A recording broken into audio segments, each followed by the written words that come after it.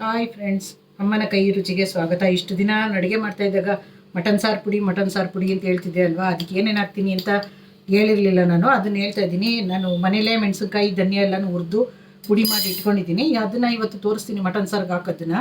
ನೋಡಿ, ಇದು 2 ಬಟ್ಲು ಹುರಿದು ಪುಡಿ ಮಾಡಿರೋ ಅಂಥದ್ದು ಧನಿಯಾದ ಪುಡಿ, 2 ಬಟ್ಲು ಕೊರಿಯಾಂಡರ್ ಪೌಡರು, ನೋಡಿ ಇದು ಸ್ಪೈಸಿ ಚಿಲ್ಲಿ ಪೌಡ್ರು, ಇದು ಖಾರ ಮೆಣಸಿನ್ಕಾಯಿನ ಪುಡಿ, ಬ್ಯಾಡಿಗೆ ಮೆಣಸಿನ್ಕಾಯಿನ ಪುಡಿ,